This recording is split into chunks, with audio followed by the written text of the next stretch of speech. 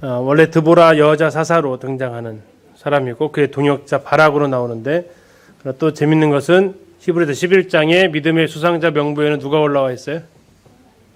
드보라가 아니고 바락이 올라가 있습니다. 자, 사사 드보라가 이제 4장에 들어가게 됩니다. 그리고 4장 1절에 또 시작이 되어진 단어는 이스라엘 자손이 또 여호와의 목전에 악을 행했다라고 얘기합니다. 그래서 이번에는 모압 사람도 아니고 블레셋 사람도 아닌 가나안 땅, 가나안 족속 야빈, 그의 군대 장관은 시스라라는 사람을 가지고 있었고요. 4장 3절에 보니까 야빈 왕은 철병거 몇 대가 있다고요? 900대가 있었습니다. 철병거 900대. 철병거라면은 뭐예요? 뭐가 끄는 겁니까? 병거니까. 말이 끄는 거죠. 근데 그게 900대 있다는 얘기는 어마어마한 규모입니다. 요즘으로 말하면 흔히 말하면 탱크죠. 6.25 전쟁 때 그냥 그 밀고 오는 거죠. 강력한 군사력을 가지고 있었다라는 걸 보여주고 있습니다. 20년간 그들을 괴롭힙니다. 이때 역시 그들은 하나님 앞에 부르짖습니다. 3절 끝에 나와 있죠. 이스라엘 자손이 여호와께 부르짖었더라. 이렇게만 나와 있으면 어떤 부르짖음이라고요? 아이고 힘들어 라고요. 아이고 힘들어. 이때 부르짖음 자체가 그렇습니다. 자, 그때 하나님께서 에브라임 지파의 드보라 그리고 납달리 지파의 바락 이렇게 두 사람을 일으키셔서 그들을 가나안 왕 야빈에게서 건져주시게 됩니다. 이 싸움의 진행되는 과정 이따 뒤에서 좀 더 잘 살펴볼 텐데요. 드보라가 바락한테 이야기합니다. 네가 지금 납달리 지파니까 너의 자손 그리고 그 옆에 있었던 지파가 스불론 자손이 있으니까 거기에서 1만 명을 거느리고 다볼산으로 가라. 거기서 시스라와 싸워라 라고 얘기를 합니다. 자, 이 이야기를 듣고 바락이 어떻게 한다고요? 당신은요? 당신은요? 함께 가야만 가겠습니다라고 치맛자락을 잡습니다. 그러니까 이제 드보라가 얘기하죠. 전쟁은 분명히 이길 것이지만 영광은 너한테가 아닌 여자의 손으로 돌아가게 될 것이다라고 이야기를 합니다. 자, 그리고 이제 전쟁이 진행이 되고 바락이 다볼산에 군대를 10,000명을 데리고 이제 가게 돼 있죠. 이 다볼산에 군대가 와 있다는 소식을 듣고 가나안 야빈의 왕 군대 장관 시스라가 철병거를 가지고 옵니다. 철병거를 가지고 다볼산을 포위를 하는데, 자, 병거가 있기 때문에 산으로는 올라갈 수가 없죠. 그러면 산에 머무르는 게 유리합니까? 내려가는 게 유리합니까?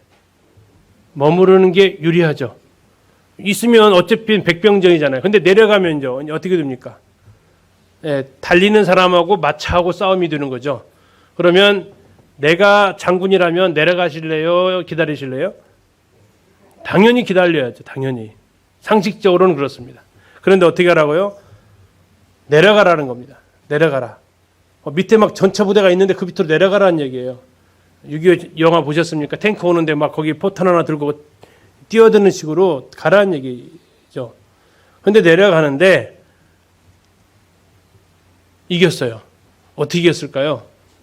어떻게 이겼는지 자세한 이야기는 5장에서 얘기해 주고 있어요. 4장에서는 이겼어요, 그냥. 자세하게는 얘기하고 있지 않습니다. 이겼습니다. 그리고 이 시스라는 병거를 버려두고 아주 그냥 걸음만 나살려라 하면서 도망갑니다. 그리고 그가 찾아간 것은 헤벨의 집으로 찾아가는데 헤벨이 아마 집에 없었던 것 같습니다. 그래서 야엘의 장막으로 갑니다. 우리나라도 예전에 지금 아파트니까 없으지만 예전에 우리나라도 안채가 따로 있었죠. 사랑채가 따로 있었고 그것처럼 여자들의 숙소가 따로 있습니다.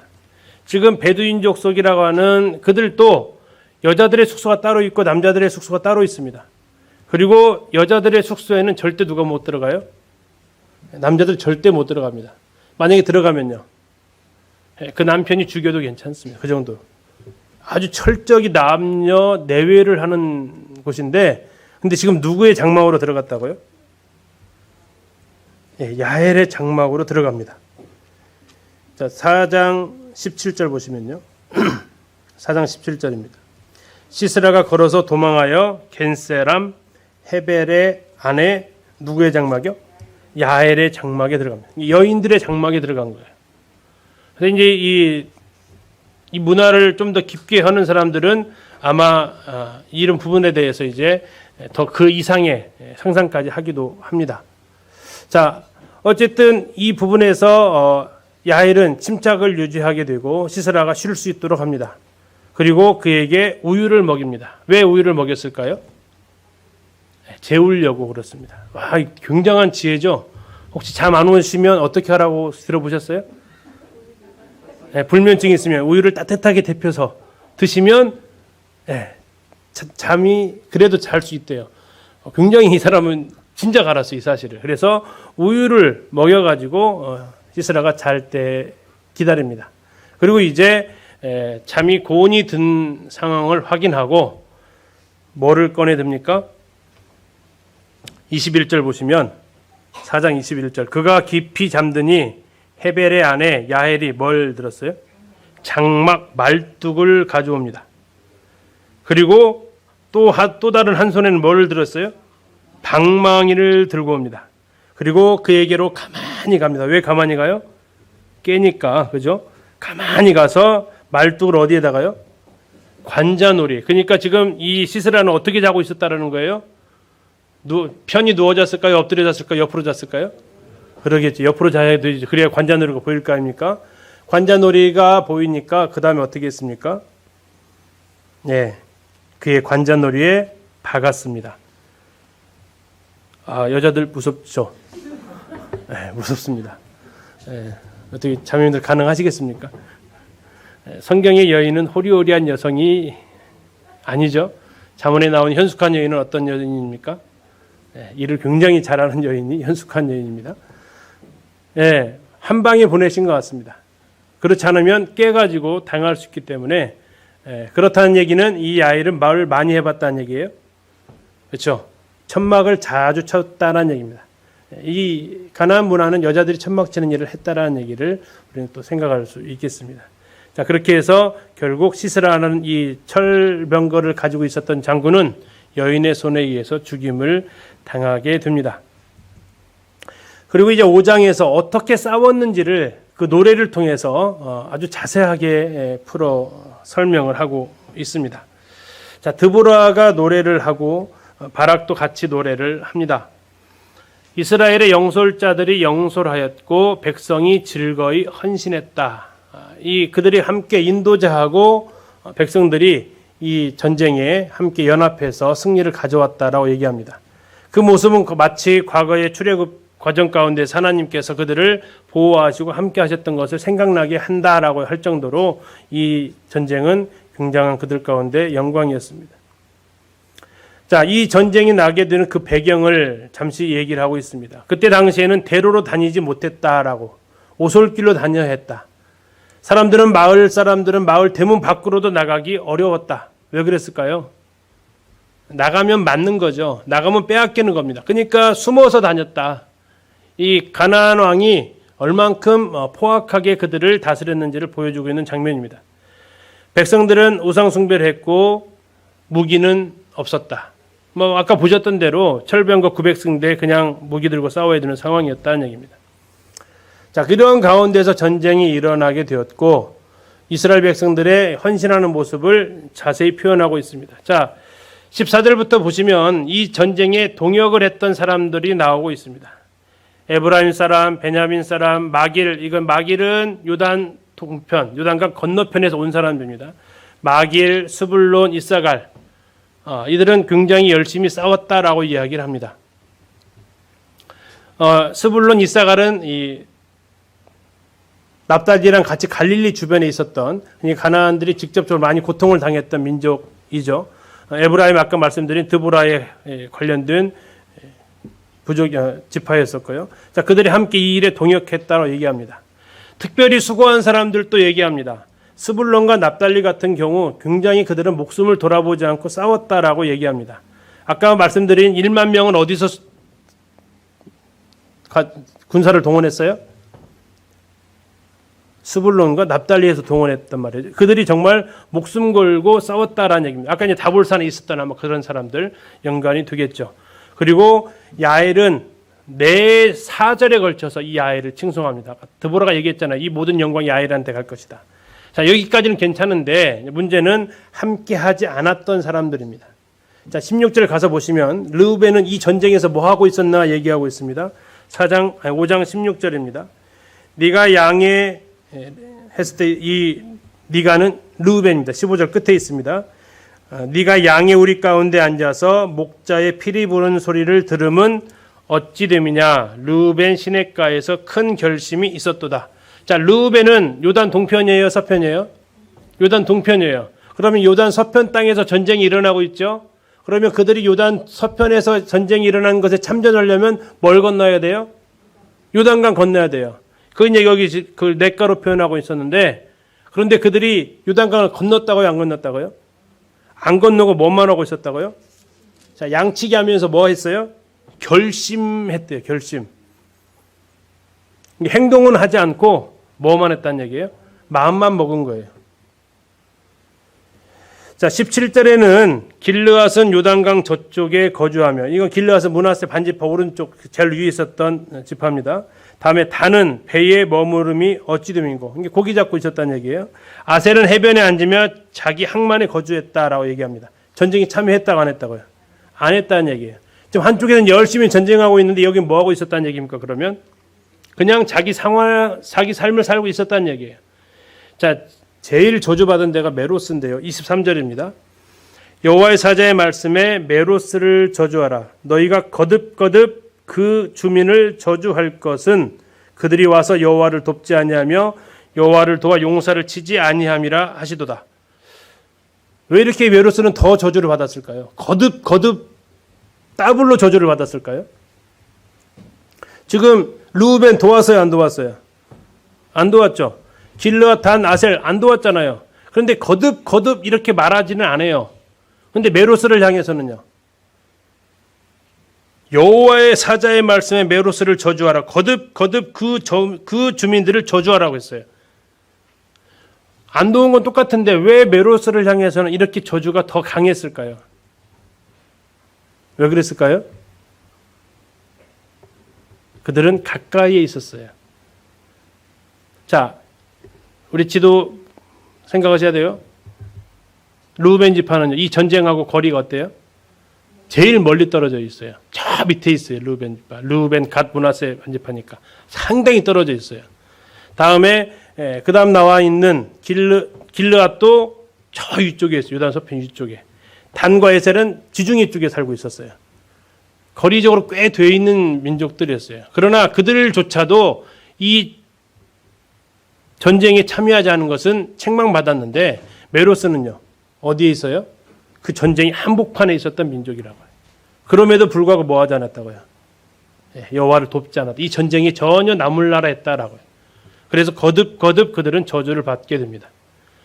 함께하지 않는 것도 정도 차이가 아마 있는 것 같습니다. 꼭 해야 될 사람이 안 하는 거. 이것은 하나님 앞에 더 책망을 받을 상황을 우리에게 생각을 해줍니다. 그리고 이제 드보라는 시스라의 어머니를 약간 조롱합니다.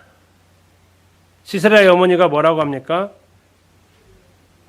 왜 이렇게 내 아들이 안 오지? 합니다. 28절에 보시면 시스라의 어머니가 창문을 통하여 바라보며 창살을 통하여 부르짖기를 그의 병거가 어찌하여 더디오는가? 그의 병거들의 걸음이 어찌하여 늦어지는가? 이제 좀 올 때 되지 않았나 하는 겁니다. 왜 이렇게 안 오지? 그러더니 시녀들이 얘기합니다. 노량물을 얻고 나눠주고 있겠죠. 그리고 막 처녀들 잡아오는데 누가 누굴 데려가느냐 그것 때문에 하고 있겠죠. 또 우리 어머니 좋은 옷 양쪽으로 수놓은 좋은 옷 드리려고 고르고 있겠죠 라고 얘기합니다. 자, 이것은 한 번 더 생각해 보는 것은 결국 이 노량물과 처녀와 채색 옷은 결국 뭐를 해야만 가져올 수 있는 겁니까? 죽여야만 가져올 수 있는 거잖아요. 결국 이 시스라의 어머니는 뭘 기다리고 있었냐면 아들을 기다리고 있기도 했지만 아들이 전쟁에 노획물을 가져오는 걸 기다리고 있었는데 그것은 상대방이 죽어야만 가져올 수 있는 것들. 상대방에 대한 죽음에 대해서는 별로 아랑곳하지 않고 이번 아들은 나한테 뭘 가져올까 하는 그것을 생각하고 있는 시스라의 어머니를 약간 조롱합니다. 그가 내뱉었던 말 31절 같이 한번 읽겠습니다. 5장 31절 시작. 여호와여 주의 원수들은 다 이와 같이 망하게 하시고 주를 사랑하는 자들은 해가 힘있게 도듬같게 하시옵소서. 그러면서 드보라의 노래가 마치게 됩니다. 40년간 그들은 평안합니다. 자, 그러면 한번 아까 잠깐 말씀드렸어요. 병거하고 보병하고 어떻게 이겼을까요? 예, 그 앞에 있었습니다. 5장으로 다시 앞으로 가셔서 하나님께서 하셨다라는 겁니다. 자, 쭉 사람이 한 건 나왔는데 하나님 한 거 안 나왔잖아요. 자, 하나님께서 하신 겁니다. 자,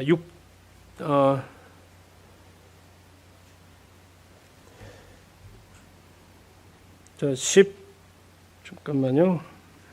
예. 4절. 예, 4절 보시겠습니다. 4절. 여호와여 주께서 세일에서부터 나오시고 에돔 들에서부터 진행하실 때에 땅이 진동하고 하늘이 물을 내리고 구름도 물을 내렸나이다. 자, 아까 이 전쟁을 뭐에 빗대었다겠어요? 출애굽 과정과 빗대었다겠잖아요. 지금 이와 같은 일이 벌어진 겁니다. 그 드넓은 이스라엘 평야에 뭐가 내렸다고요? 하늘이 물을 내렸다. 구름도 물을 내렸다. 다시 말하면 뭐가 온 겁니까? 비가 쏟아진 겁니다. 자, 비가 쏟아졌을 때의 전차는 어때요? 예, 그건 오히려 더 장애물이에요. 도망 다니는데. 이 위에서 지금 그러면 한번 생각해 보세요. 위에서 바락이 군사를 데리고 내려올 때 비가 오자 내려왔을까요? 아니면 내려오니까 비가 왔을까요? 어땠을 것 같으세요? 예, 비가 올 때 내려오진 않았을 거예요. 하나님께서 보시는 거죠. 내려와서 돌격하니까 하나님께서 비를 내려서 전차를 쓸모없게 만들어 버리시는 장면을 우리는 떠올릴 수 있습니다. 이 전쟁의 이 승리는 하나님께서 이렇게 이루시는 것을 확인할 수 있습니다.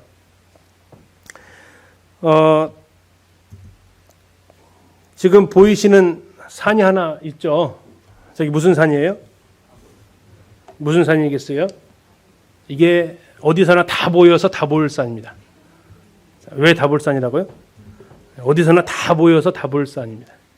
진짜는 아니고요. 그렇게 기억을 하시라고요. 그냥 평야에 우뚝 혼자 서서 있어요. 화산도 아닌 것이 보통 산맥을 이루는 것은 이해가지만 산맥이 아닌데 이렇게 딱 올라와 있는 것은 화산이잖아요. 근데 화산도 아닌데 보시다시피 혼자 볼로 올라와 있어요. 그래서 어디서나 다 보여요. 이번에 얘가 그렇게 얘기하더라고요. 어디서나 다 보여서 다볼산이라고.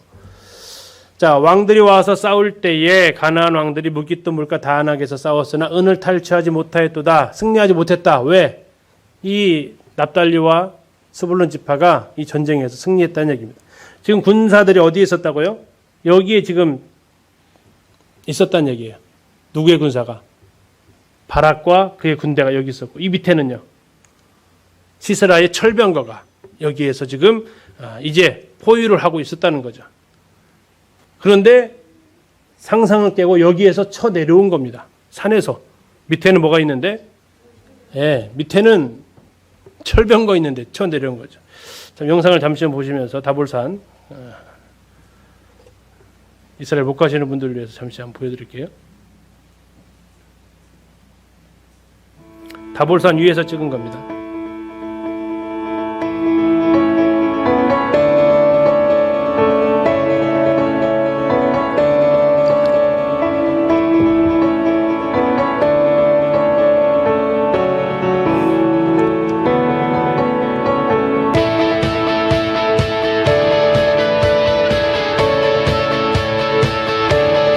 주변에 산이 연결이 되어 있지 않아요. 혼자만 튀어나와 있어요.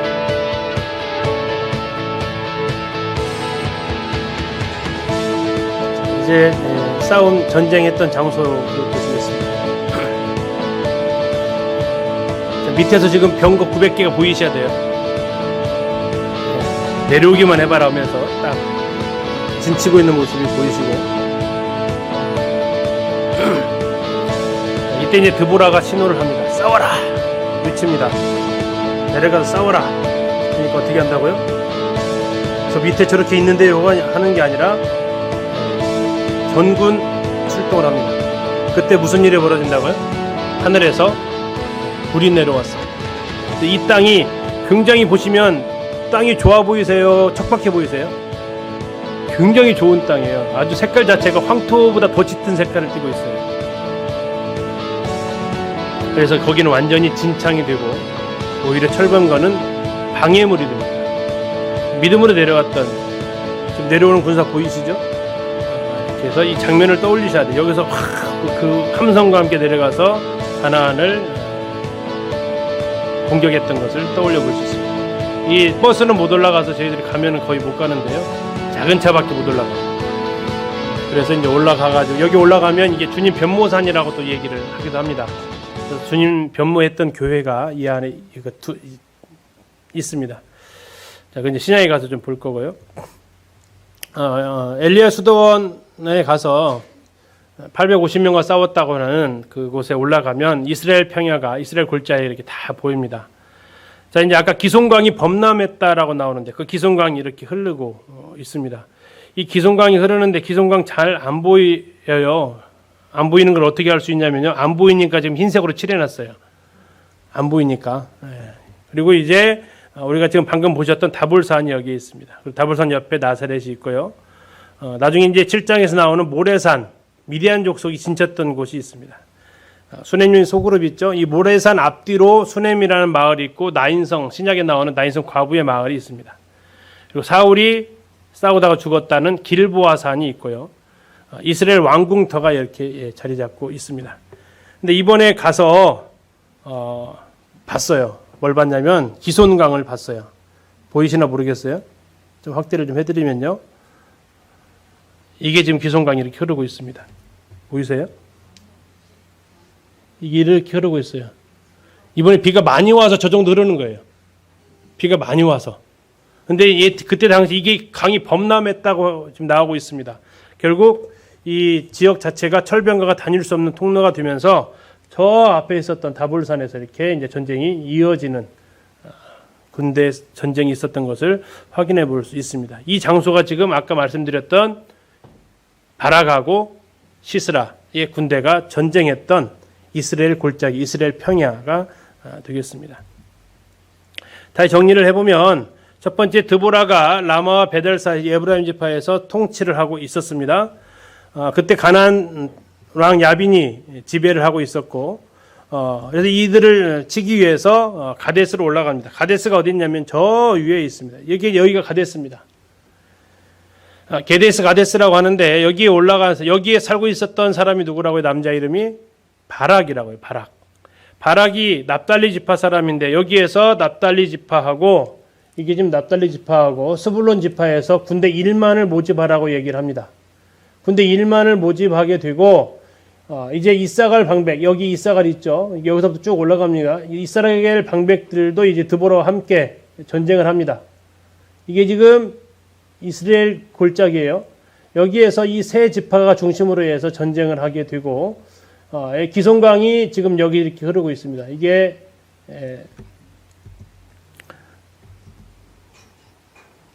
시스라가 기손강에다가 이렇게 순집을 하는데 그때 마차가 달릴 수 있는 비가 오지 않고 그랬기 때문에 그렇게 가능했던 거고요.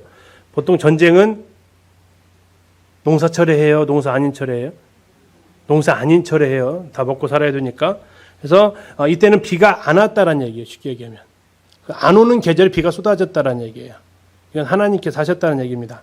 결국 하나님께서 이 비를 내리고 기순강이 범람하게 하셔서 승리를 하시는데 우리가 이제 게데스를 갔는데요. 게데스는 여호수아에서 뭐가 있었던 성읍이었습니다. 혹시 기억나세요? 왼쪽에 3개가 있었던 것인데요. 이쪽에 3개 중에 하나가 제일 위에가 게데스인데 도피성이 있었던 자리입니다. 도피성이 있었던 곳이 납달리 지파에 있었던 게데스인데 여기는 누구의 고향이라고요? 바락의 고향이라고요. 바락이 어디서 살았는가 한번 보십시오. 예. 이제 게데스에서 올린 드론인데요.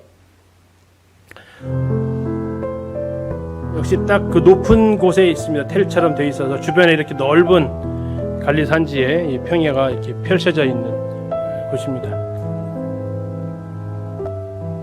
건축물이 약간 흔적만 좀 남아 있고요. 소들이 굉장히 많습니다. 지금 이게 보이는 것들이 다 소들인데요. 갈릴리 지역이라서 양이 아닌 소들을 이렇게 볼 수 있습니다. 이게 이제 게데스의 도피성이 있었던 지역이 해당이 되고 이곳에서 아까 우리가 봤던 누가 살았다고요? 바락이 여기 출신이라고 말씀드릴 수 있겠습니다. 자, 이제 6장 기드온인데요. 오늘 이제 아마 기드온까지 하고 마무리할 예정입니다. 자, 지금 사사가 4명 나왔습니다. 첫 번째 온니엘, 다음 에훗, 삼갈, 드보라 넷 나왔습니다. 다섯 번째 사사입니다. 기드온입니다. 6장에서부터 나오는 기드온은 8장까지 등장하는 굉장히 많이 지면을 할애하고 있는, 삼손 다음으로 할애가 많이 되고 있는 사람이 기드온입니다. 역시 6장 1절에 이스라엘 자손이 또라고 나오고 있습니다. 또. 그리고 이번에는 역시 하나님께서 또 다른 몽둥이를 드시는데, 그들이 하나님께 드셨던 몽둥이는 미디안입니다. 미디안은 누구의 후손입니까? 아브라함의 후손입니다. 아브라함이 사라가 죽은 후에 첩을 두었죠. 그두라라는 첩. 그를 통해서 7명의 아들을 낳게 되는데 그 중에 하나가 미디안이고, 그의 후손들이 지금 이스라엘을 괴롭히기 위해서 쳐들어왔다라는 얘기입니까? 왔습니다. 결국 아브라함의 후손들끼리 싸움이 되는 거죠. 미디안만 온 게 아니라 누구도 같이 왔냐면 아말렉도 같이 오는데, 아말렉은 또 누구의 후손이라고요? 에서의 후손이라고요. 에서의 후손. 결국 이제 같은 한 집안인데, 이 전부 다 이 미디안도 그렇고 아말렉도 그렇고 정상적인 하나님께서 계획하신 부부관계에서 태어난 사람들이 아니라는 것을 또 성경은 말해주고 있습니다. 어떻게 태어났어요? 둘 다 첩을 통해서 육신에 뿌린 씨앗을 결국 후손들이 이렇게 또 거두는 모습을 볼 수 있습니다. 그들은 유목민입니다. 유목민은 정착하는 사람이 아니죠. 떠돌아다니는 사람입니다. 그들이 와가지고 이스라엘 사람들의 토지 소산을 전부 다 가져갑니다. 근데 표현을 어떻게 표현하고 있냐면 6장 4절을 보시면요. 진을 치고 가사 이르도록 토지 소산을 멸하 이스라엘 가운데에서 먹을 것을 남겨두지 아니하며 양이나 소나 나귀도 남기지 아니했대요. 자, 뭐가 왔는데 남지 않았대요. 그러면 마치 뭐가 뜯어간 거랑 비슷해요? 메뚜기죠. 5절에 그렇게 나와 있어요. 이는 그들이 그들의 짐승과 장막을 가지고 올라와 메뚜기 떼같이 많이 들어오니. 메뚜기 떼같이. 지금 이제 메뚜기가 이쪽으로 올라오고 한다고 지금 뉴스 가끔씩 보시죠. 아마 식량에 문제가 일어날 거다고 얘기하는데, 딱 자리에 앉으면 어떻다고요? 남김없이 그냥 싹 갉아먹어버리는 그것의 상황을 메뚜기 떼라고 표현하는데, 그 정도로 지금 이스라엘이 아주 어렵게 되었다라고 얘기를 하고 있습니다. 결국 그들은 어떻게 했냐면 웅덩이로 굴로 산성으로 만들어서 피하고 공격할 생각을 할 수 없는 그런 가운데 있었습니다. 자, 그러니까 그들이 다시 어떻게 합니까? 6장 6절의 끝에 보니까 이스라엘 자손이 여호와께 부르짖었더라. 자, 이건 무슨 부르짖음이라고요? 아이고 힘들어라고요. 아이고 힘들어. 아이고 힘들어. 지금 아직도 지금 잘못했다고 뭐 그렇게 하는 상황이 아니에요. 아이고 힘들어합니다. 그때 하나님께서 이제 기드온을 일으키시는 장면을 볼 수 있습니다. 자, 하나님께서 선지자를 보내서 이스라엘의 불순종을 책망하시는데요. 기드온을 등장시키기 전에 하나님께서 먼저 이렇게 하십니다. 6장 8절을 먼저 보시면요. 6장 8절에 여호와께서 이스라엘 자손에게 누구를 보내셨어요? 한 선지자를 보내셨어요. 그러니까 지금 경고하신 거죠. 그가 그들에게 이르되 여호와께서 이같이 말씀하시기를 이스라엘 하나님 내가 너희를 애굽에서 인도해내며 너희를 그 종되었던 집에서 나오게 하여 애굽 사람의 손과 너희를 학대하는 모든 자의 손에서 너희를 건져내고 그들을 너희 앞에서 쫓아내고 그 땅을 너희에게 주었으며 쭉 얘기를 합니다. 그랬는데 10절 내가 너희에게 이르기를 나는 너희 하나님 여호와이니 너희가 거주하는 아모리 사람의 땅의 신들을 두려워하지 말라 하였으나 너희가 내 목소리를 듣지 아니하였느니라 라고 얘기합니다. 하나님께 미리 선지자를 통해서 너희들이 왜 지금 이렇게 어려운지를 얘기를 해주셨어요. 그 얘기는 다시 말하면 뭐냐면 이들은 지금 왜 자기가 미디안한테 괴롭힘을 당하는지도 뭐 한다고요? 안다고요? 모른다고요? 모른다고요 지금. 그러니까 하나님이 징계를 내렸는데 뭐 하기만 한 거예요? 아프기만 한 거예요. 아프기만 하니까 그 회개가 아니 그냥 부르짖음이에요. 그러니까 하나님께서 선지자를 보내서 너희들이 도대체 왜 이렇게 어려운지 알아 라고 지금 가르쳐 주시는 겁니다. 자, 그리고 이제 하나님께서 등장하시는데 11절에 여호와의 사자가 이렇게 나옵니다. 여호와의 사자가. 여호와의 사자는 아마 예수님일 겁니다. 전성경에서 여호와의 사자가 예수님이냐 아니면 단순한 천사냐 뭘로 구분할 수 있어요? 예. 제사를 받느냐 안 받느냐를 보면 알 수 있다고 그랬어요. 제사를 받으면 하나님입니다. 예수님이에요. 제사를 안 받으면요 그냥 천사입니다. 근데 이 기드온의 이야기, 삼손의 이야기를 보면 전부 다 제사를 받습니다. 하나님이라는 것을 확인할 수 있습니다. 자, 어쨌든 11절에 여호와의 사자, 신약의 예수 그리스도를 보여주고 있는 모습인데요. 자, 아비에셀 사람 요아스에게 속한 어디로 갔다고요? 오브라로 갔다고요. 오브라. 현재 이스라엘 지명은 뭐라고요? 쉽게 말씀드렸는데 아플라. 아플라. 정확히 말 그 발음대로 하면 아플라입니다. 아플라. 아플라인데 이따 유추를 잠시 확인해 드리도록 하겠습니다. 자, 오브라로 갑니다. 자, 이 미디안이 쳐들어왔을 때 기드온은 어느 지파 사람이에요? 므낫세 지파 사람입니다.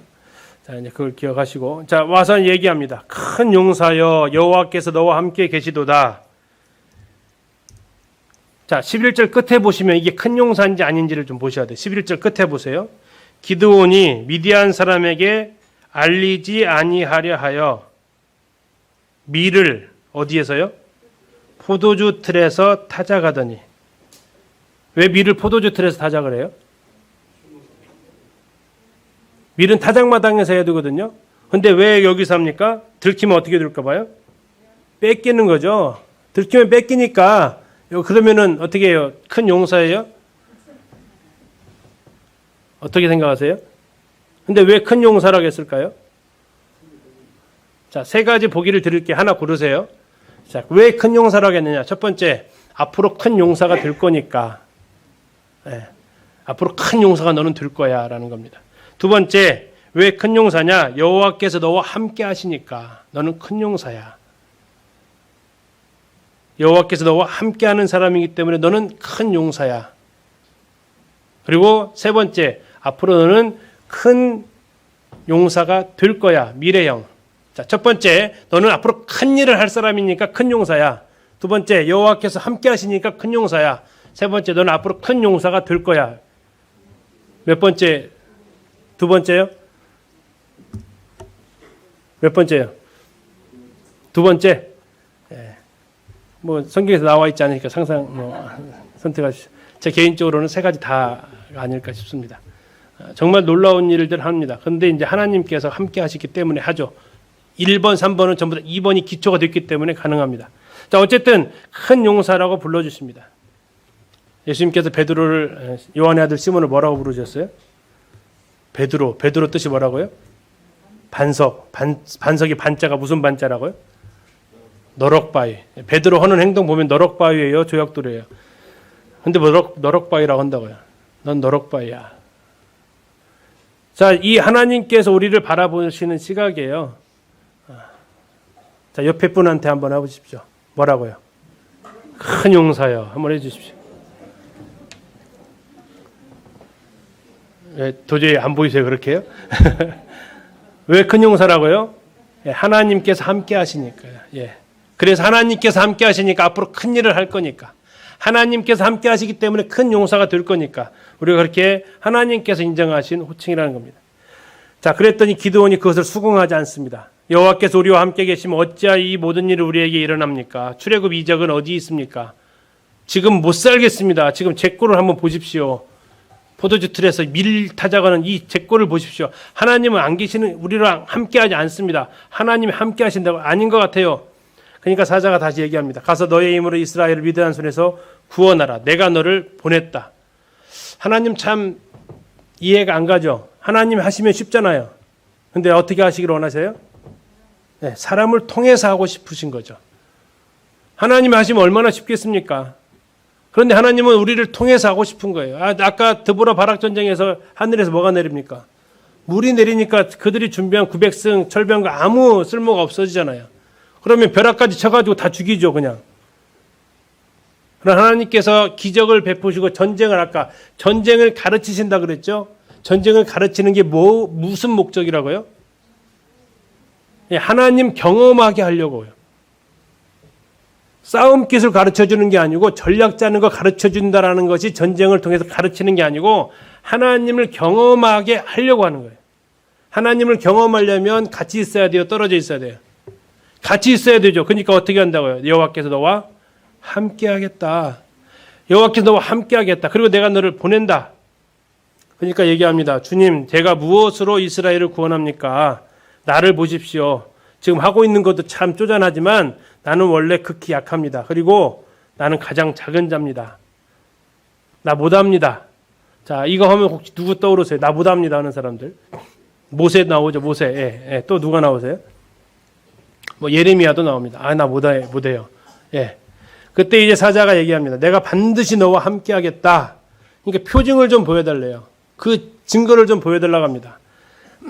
그러면서 예물을 하나님께 앞에 가져오면 예물을 좀 받아달라고 하니까 가져와라. 내가 기다리겠다 합니다. 자, 기드온이 불이 나게 뛰어가서 염소 새끼를 잡아옵니다. 그리고 무교병을 만들기 위해서 밀가루 한 에바를 가져옵니다. 한 에바가 얼마라고요? 10분의 1 호멜입니다. 1 호멜이 220리터니까 10분의 1이니까 몇 리터예요? 22리터. 지금 몇 명이 있죠? 몇 명이 있어요, 이 앞에? 여호와의 사자 있고 또 누구랑 같이 먹겠어요, 앞으로? 기드온 같이 먹는데 몇 가 있어요? 22리터. 어떻게 생각하세요? 아우, 저보다 훨씬 많이 먹죠? 한 번에 22리터를 지금 한 거예요. 자, 22리터 드린 분이 계세요. 혹시 기억나세요? 창세기에서? 아브라함이었어요, 아브라함. 아브라함은 밀가루 얼마를 했죠? 세스아 했습니다. 세스아. 그게 약 21리터 정도 돼요. 근데 아브라함이 했던 거랑 동일하게 그는 지금 이제 세스아보다 조금 더 많은 한 에바를 갖다가 22리터를 갖다가 떡을 만듭니다. 무교병. 양이 얼마큼 들까요? 궁금하신 분들은 내일 20kg 밀가루 사셔가지고 한번 구워보시면 과연 이게 몇 인분의 떡이 나올지 아실 수 있을 겁니다. 남으면 부르셔서 같이 먹고요. 자, 무교병 22리터를 가져왔다. 염소 새끼를 가져와서 새끼를 가져왔어요. 한 마리를 가져왔어요. 몇 명이 먹으려고요? 아, 어때요? 이건 무슨 얘기일 것 같아요? 하나님 앞에 뭐 이렇게 하여튼 최선을 다해서 정성껏 하나님 앞을 섬긴 것 같습니다. 아니면 나 큰 사람이지 하고 크게 행했는지도 모르겠지만 우리가 상상하는 그 이상의 재물을 갖다 하나님 앞에 드립니다. 자, 그리고 국도 가져옵니다. 자, 국하고 염소 새끼하고 고기를 갖다 가져왔더니 하나님께 얘기하십니다. 반석 위에다 올려놓으래요. 그리고 국을 갖다 그 위에다 부으래요. 자, 그리고 나서 하나님 여호와의 사자가 예수님께서 지팡이를 잡습니다. 그리고 끝을 갖다가 고기와 무교병에 딱 댑니다. 마치 라이터를 갖다가 불을 붙이듯이. 자, 그럼 불은 어디에서 나와야 돼요? 지팡이 끝에서 나와야죠. 불 딱 켜는데. 근데 불이 어디서 나온다고요? 바위에서 나와요. 이게 전자레인지, 가스레인지죠. 가스레인지 키면 어디서 나와요? 밑에서 쫙 올라오잖아요. 자, 이 놀라운 하나님의 역사를 지금 보여주는 거예요. 너는 앞으로 어떠한 역할을 한다? 지팡이 끈 역할을 하면 된다, 너는. 그리고 불은 어디서 낸다? 반석에서 난다. 반석은 누굽니까? 예수님이죠. 불은 반석에서 낼 거야. 근데 뭐 하지 않는 한 불은 나오지 않을 거다. 네가 되지 않는 한 나오지 않을 거다. 네가 됐다고 너한테서 불이 나온다고 생각하지는 말아라. 그러나 네가 되지 않는 한 반석에서 불은 나오지 않는다. 불이 어디서 나왔다고요? 반석에서 나왔다고요. 자, 찾아보십시오. 불이 반석에서 나왔다고요. 찾으셨습니까? 예. 21절 여호와의 사자가 손에 잡은 지팡이 끝을 내밀어 고기와 무교병이 되니 누구나 상상하는 것은 지팡이에서 불이 나와야 돼요.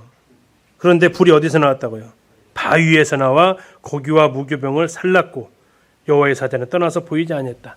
자, 고기와 무교병을 살랐다는 얘기는 뭐예요? 제사를 받으셨다는 얘기예요. 둘이 먹을 줄 알았더니 하나님 혼자 다 드셨어요. 하나님이 상당히 많이 드시죠? 자, 여기서 기도는 생각하는 겁니다. 자기는 뭐라고요? 하나님 손에 들려진 지팡이라고. 자, 지팡이면 또 생각나는 사람 있죠? 모세죠. 자, 모세가 홍해를 갈랐어요? 하나님이 가르치잖아요. 대신 하나님은 모세한테 뭐 하라고 했어요? 지팡이를 내어밀라고 했어요. 지팡이를 내어 미는 것까지는 누가 해야 된다고요? 모세가 해야 됐어요. 자, 이게 지금 앞으로 기드온이 할 일입니다. 자, 그랬더니 기드온이 이제 두려웁니다. 지금 자기에 나타났던 분이 사람이 아니고 누구라는 거예요? 하나님이다. 하나님을 대면하면 어떻게 된다고요? 죽는다고요. 그래서 나 죽을 거야 했는데 하나님께서 23절입니다. 여호와께서 그에게 이르시되 너는 안심하라 두려워하지 말라 죽지 아니하리라 하시니라. 좀 이상하지 않으세요? 안 이상하세요? 21절에서 하나님 지금 어떻게 하셨다고 그랬죠? 여호와의 사자는 떠나서 보이지 않았어요. 그렇죠? 가셨어요.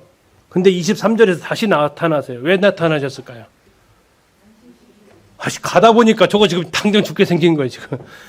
이 정도 보여줬으면 됐지 하고 딱 올라가 가시려는데, 나 큰일 났다, 나 죽게 생겼다, 이러고 있는 거예요. 그러니까 다시 하나님 어떻게 하세요? 진짜 가도부덕이하고 지금, 야, 안 죽어. 그러니까 어떻게 해요? 기드온이 거기서 뭐라고 해요? 여호와 살롬 합니다. 여호와 살롬. 여호와는 평강이라. 이 사사기 읽다 보면 똑같은 사람 하나 나와요. 누구예요? 삼손 아빠가 똑같은 행동을 해요. 삼손 아빠가 똑같은 행동을 하는데 그래도 그때는 하나님 한 번 더 안 나타나요. 왜 안 나타나냐면요. 자기 아내가 있어가지고 여보 괜찮아. 하나님한테 우리가 아들 낳을 거니까 살려주는 거야. 걱정 마. 근데 기드온은 부인이 없었어 지금. 그러니까 하나님 가셨다가 다시 오셔가지고 야 안 죽는다겠지 내가 하면서 가세요. 자, 기드온이 큰 용사인가요? 자 이제 하나님께서 그에게 하신 약속이 있습니다. 뭐라고 했냐면 바알 제단을 헐어버리라 그래요. 근데 대낮에 합니까 못합니까? 못합니다. 왜 대낮에 못합니까? 네, 무서워서 할 수 없습니다. 두려워서 못합니다. 27절 보시면요. 6장 27절 이에 기드온이 종 10사람을 데리고 여호와께서 그에게 말씀하신 대로 행하되 그의 아버지의 가문과 그 성읍 사람들을 뭐 했어요? 두려워함으로 이 일을 감히 낮에 행하지 못하고 밤에 행하니라. 예. 하나님 봤는데 두려움이 있어요. 가능해요? 가능해요. 그렇죠? 예, 가능하더라고요. 예, 얼마나 연약한지를 볼 수 있어요. 자, 어쨌든 그래도 놀라운 것은 뭡니까? 두렵지만 뭐 한 거예요? 한 거예요. 예, 두렵지만 한 거예요. 밤에 했다고 뭐라고 할 것은 아니다. 어쨌든 기드온은 했다. 예, 우리는 밤에라도 하자. 두렵더라도 하자. 자, 그렇게 하니까 이제 성읍 사람들이 분노를 합니다. 어떻게 네가 지금 바알을 갖다가 헐어버리냐, 아사라를 찍어버리냐? 너는 지금 무슨 죄를 지었다라고 얘기합니까? 너는 죽을 죄를 지었다.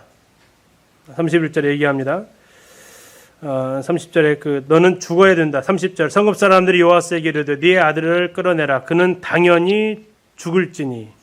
우상을 갖다가 없애버렸더니 무슨 죄를 졌다고 그래요? 죽을 죄를 졌다고 합니다. 얼마나 그들이 지금 아까 여호와의 사자 나타나기 전에 하나님이 선지자 보낸 이유 아시겠죠? 왜 이러고 있는지도 모르고 계속해서 그냥 하고 있는 거예요. 자, 그러니까 이제 아버지가 정신을 좀 차리신 것 같습니다. 아니면 아들을 살리려고 그랬는지 몰라도 아니 바알이 진짜 신이면 바알이 죽이게 내비둬. 너희들이 하지 말고 이참에 한번 바알이 진짜 신인지 한번 보자. 바알이 기드온 죽이면 바알이 진짜 신이고 그럴 만한 능력 없으면 바알 같지 않느냐. 그러면서 아들을 살려줍니다. 자, 기드온은 다시 하나님 앞에 기도합니다. 만약에 이것이 정말 제가 해야 될 일이라면 표징을 보여주십시오 라고 하는 겁니까? 아니면 그 기도에 대한 건데요. 36절 잠시 보실게요. 이게 지금 자주 잘못 인용되고 있는 말씀이기 때문에 그렇습니다. 6장 36절 기드온이 하나님께 여쭈되 주께서 이미 말씀하신 것 같이 내 손으로 이스라엘을 구원하시려거든 보소서 내가 양털 한 뭉치를 타작마당에 두린 이렇게 나오죠. 자, 그러면 1번, 2번 중에서 골라보세요. 1번 내가 하나님 지금 이 싸움을 싸워야 한다면 이렇게 해 주십시오가 1번이에요. 아니면 싸워야 됩니까? 말아야 됩니까? 이게 2번이고요. 몇 번이에요? 1번이에요. 다시 말하면 이 기도는 무엇을 위한 기도냐? 인도를 위한 기도냐? 확증을 위한 기도냐라는 얘기예요. 무슨 기도였다고 이 기도원이 했던 이 표정은요? 확증하기 위한 거지. 해야 되냐 말아야 되냐가 아니라 내가 하긴 하는데 정말 나를 통해서 하실 거냐라는 거예요. 이 차이를 좀 구분을 하셔야 돼요. 우린 가끔 이렇게 얘기합니다. 하나님, 만약 이게 제가 지금 신방을 가야 된다면, 또 제가 이 사람에게 뭐 헌금을 해야 된다면, 또 어느 사역을 제가 해야 된다면 하나님 이렇게 보여주십시오. 이것은 인도의 확증이에요. 거의 인도 쪽에서 구하면서 이런 표정들을 달라고 그래요. 그러면서 어떻게 얘기합니까? 일어날 수 있는 걸 조건을 달아요? 일어날 수 없는 걸 조건을 달아요? 일어날 수 있는 것 아셔요.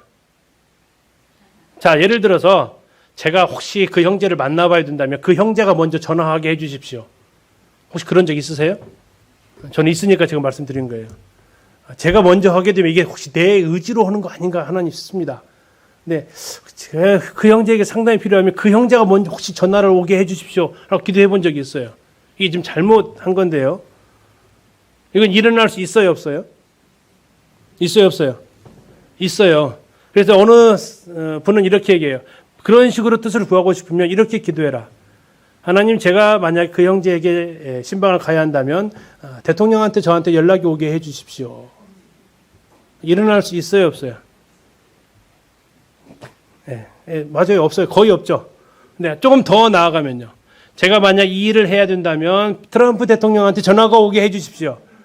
일어날 수 있어요, 없어요? 거의 전무하죠, 이 정도면요. 거의 전무하죠. 이게 지금 양털을 놓고 한 기도라고요. 가능성을 열어놓고 일어날 수 있는 것을 놓고 기도한 게 아니고 정말 불가능. 하나님한테 어떤 조건을 가지고 기도하실 때는 어떤 걸로 하라고요? 가능성 있는 걸로 하지 마시고 정말 가능성 없는 걸로 하세요. 이 기도가 그 기도라고요. 근데 우리는 충분히 일어날 가능성을 가지고 해요. 그러다 보니까 어떻게 하냐면, 야, 아니야, 이거 우연일 수 있어. 이런 식으로 이렇게 잘못 적용할 수 있다. 이 기도는 인도, 지금 아까 읽어보신 말씀대로 내 손으로 이스라엘을 구원하시려거든 이거에 대한 확증을 알고 싶었던 거지, 지금 이 미디안하고 싸워야 되는지 말아야 되는지 이걸 하나님 인도가 어디 있는지를 알고자 하는 것이 아니었다라는 것을 보여주고 있습니다. 이것은 하나님께서 기뻐하시는 겁니까? 아닙니까? 아닙니다. 아니에요. 그러나 정말 그렇게라도 뜻을 알고 싶으면 기도원처럼 하시라고요. 자, 7장에 드디어 이제 300용사가 등장을 합니다. 300용사가 등장을 하는데 위치가 나와 있습니다. 7장 1절에. 자, 이스라엘 백성 어디 있습니까? 여룻바알이라는 기드온과 그를 따르는 모든 백성이 일찍 일어나 어디요?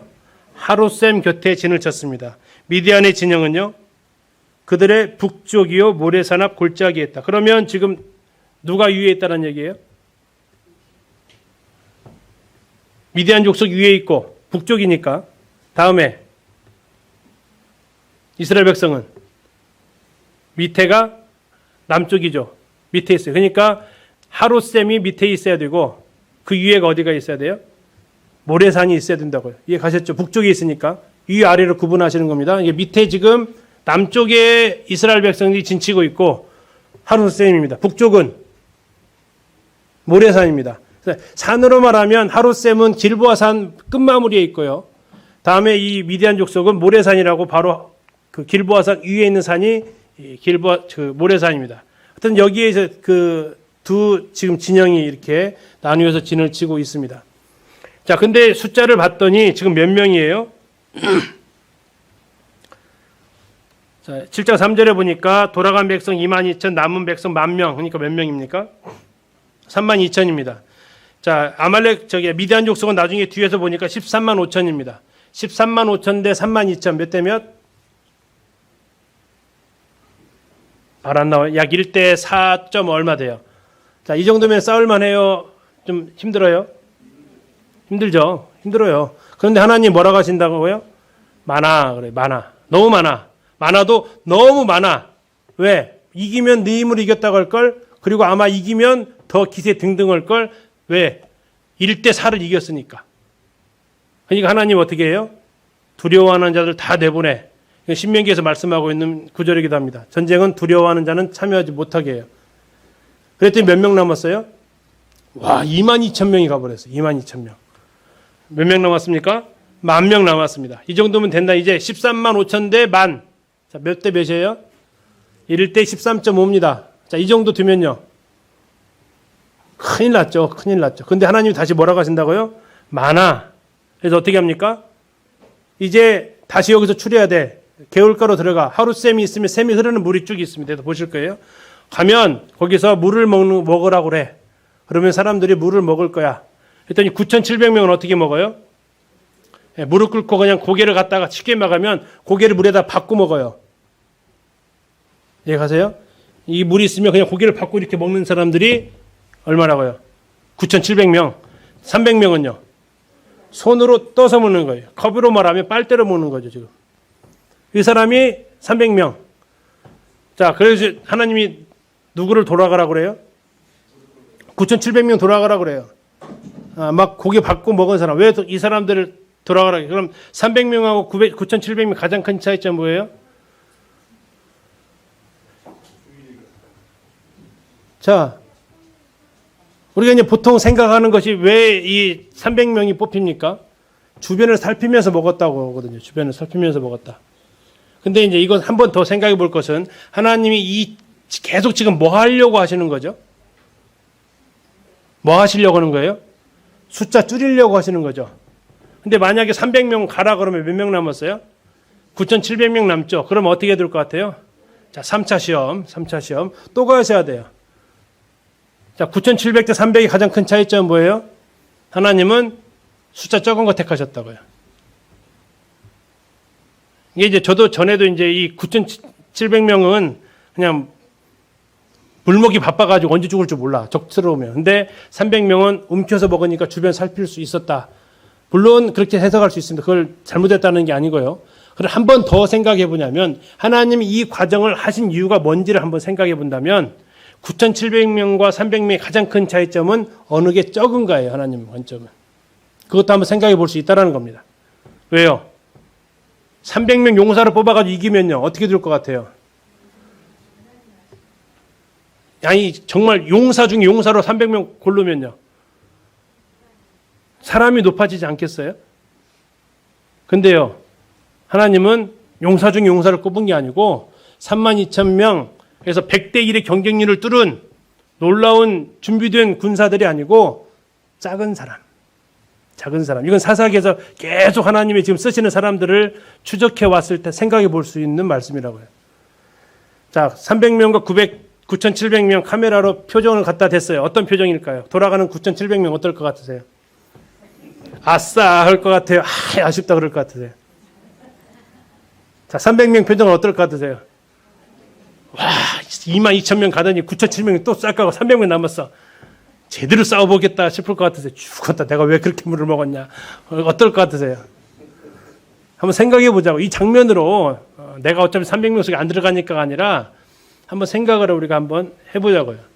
왜 하나님은 300명을 택했겠냐라는 거예요. 하나님은 이 싸움이 하나님이 하실 수 있는 전쟁이라는 것을 알기로 원하셨어요. 아까 전쟁을 배우기 위해서 족속들 남겨뒀다는 것을 꼭 기억을 하셔야 돼요. 하나님을 알게 하기 위해서. 그래서 300명이 이기면 무슨 얘기할 것 같아요? 하나님이 하셨다. 근데 이게 초정예병이다 그러면요. 일당 100원은 사람이다. 그러면 이들에게 모든 영광이 돌아가는데요. 뒤에 나오는 전쟁 어떻게 하는지 아시죠? 이들이 전쟁한 거 뭐 했어요? 항아리에다가 숯불 숨겨가지고 결국 항아리 깬 거예요. 초정예병이 할 수 있는 일이에요? 네, 누구나 할 수 있는 일이에요. 하나님이 필요했던 건 적은 무리, 나는 안 됩니다라는 300명이 필요한 것은 아니었을까라는 겁니다. 자, 드라마는 하이라이트를 남겨두고 끝나죠. 시간이 다 돼서. 자, 이 싸움이 이제 어떻게 되는 것. 한 번 더 이제 이게 생각을 한번 바꿔서 한번 기존에 저도 역시 300명이 준비되었고 쓸만한 사람이었다라고 이렇게 생각을 해봤는데 사사기 전체적인 흐름을 보니까 꼭 그런 다른 시각으로도 볼 필요는 있겠다 싶어서 이렇게 말씀을 좀 드렸습니다. 자, 아무튼 이제 나머지 뒷부분은 다음 주에 이어서 하도록 하겠습니다.